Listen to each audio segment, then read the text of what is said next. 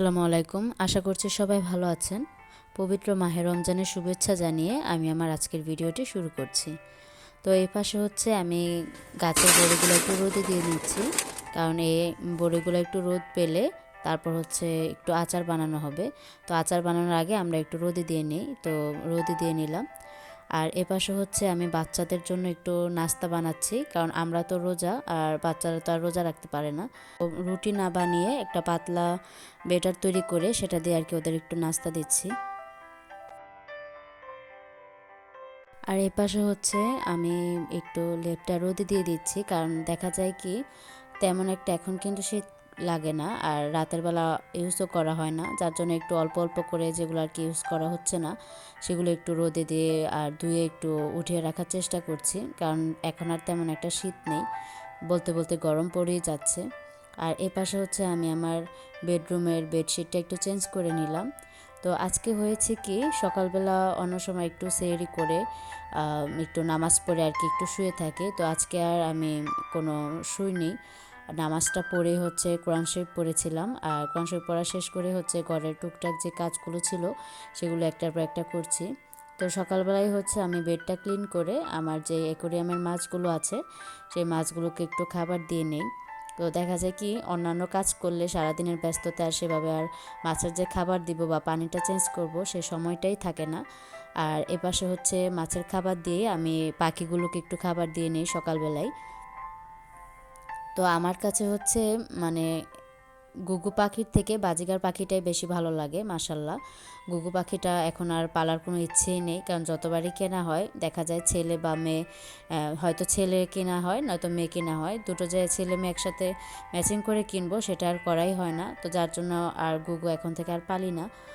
আর এপাশে হচ্ছে মানে সকালবেলায় আর কি একটু কাজ টাজ করে শেষ করে আম্মু বলছিল একটু গাছের লাউটা পেড়ে নিবে, তো আজকে একটু গাছের লাউ পেড়ে নিব।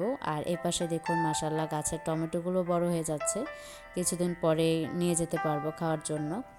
তো আমাদের যে আরও দু তিনটা লাউ গাছ আছে, তার আগের গাছটা হচ্ছে তেমন একটা লাউই হয়নি, মানে যাই ছোট ছোট লাউ হয়েছে সেগুলো আর কি কালো কালো হয়ে পড়ে গেছে, তো মনটা অনেক খারাপ ছিল।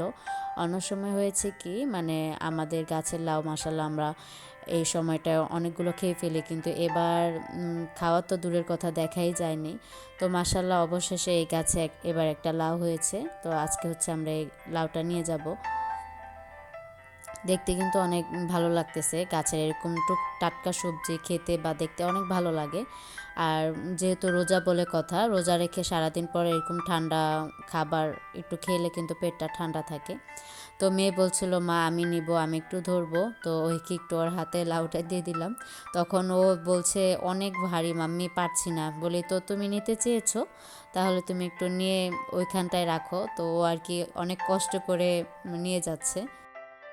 তো সবসময় হয় কি মানে ওর দাদু কিছু করলে সবজি হোক বা গাছের ফুল হোক বা গাছের পানি দেওয়া হোক, সবসময় ওর দাদুকে বলবে দাদু দাও আমি একটু তোমার সাথে করি, আমি তোমাকে একটু হেল্প করি।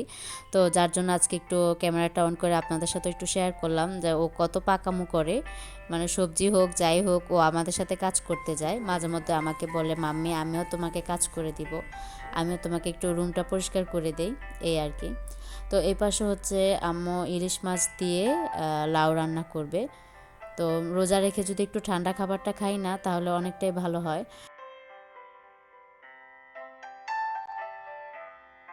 তো রোজা রেখে বয়সটা দেওয়া কিন্তু অনেকটাই কষ্ট হয়ে যায়, দেখা যায় কি মানে এমনিতে তো বাচ্চারা আছেই, মানে ওদের নিয়ে একটু বয়স দিলে একটু না একটু সাউন্ড হবে বা কোনো একটা ডিস্টার্ব ওরা করবেই। আর আমার তো বয়স দিতে যে কতবার যে বয়স কাটতে হয় সেটা বলে বোঝানো যাবে না। তো আজকে হচ্ছে আমি বিকেলবেলা একটু বয়সটা দিচ্ছি, ওদেরকে নিচে ঘুম পাড়িয়ে রেখে দোতলায় এসে আর কি বয়স দিচ্ছি। তার আগে কয়দিন রোজার মধ্যে হচ্ছে সকালবেলা বয়স দিয়েছি, দেখা যায় যে দুপুরের পর থেকে কোরআন শরীফ পড়ে বাচ্চাদের নিয়ে ব্যস্ততা, তারপরে ইফতারের সব কিছু রেডি করতে হয়, ওই সময়টা আর কি হয় না। তো গত দুদিন ধরে আদির বাবাও বাসায় নেই, যার জন্য ইফতারে তেমন একটা চাপও নেই আর কি, আমি আর আম্মু তো দুজনের জন্য তেমন একটা ইফতারের কিছু করাও হচ্ছে না।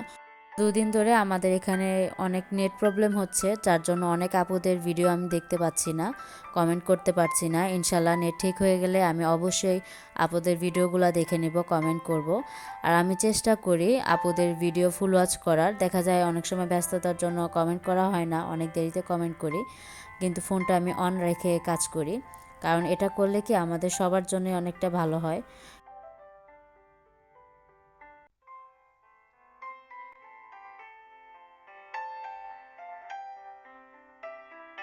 তো এপাশে হচ্ছে আমি বিকেলবেলা একটু ছাদের কাপড়গুলো এনে একটু ভাঁজ করে নিচ্ছি, কারণ গতকাল আর আজকের কিছু শীতের কাপড় বাচ্চাদের আমাদের সেগুলো একটু ধুয়ে রেখেছি। এগুলো আর এখন প্রয়োজন নেই, অনেকটাই গরম পড়ে গেছে, আর সেই শীতের ভারী কাপড়গুলো এখন আর পরার মতো না। তো অল্প অল্প করে আমি চেষ্টা করছি একটু কাপড়গুলো ধুয়ে রাখার। আর এমনিতেও তো এখন রোজার মাস, প্রচুর রকমের কাজ, যার জন্য তেমন একটা একসাথে কাপড় ধুতে পারছি না, অল্প অল্প করে কাজগুলো গুছিয়ে নিচ্ছি। তো এপাশে হচ্ছে লেপের কভারটাও ছিল, সেটাও আজকে ধুয়ে নিয়েছি।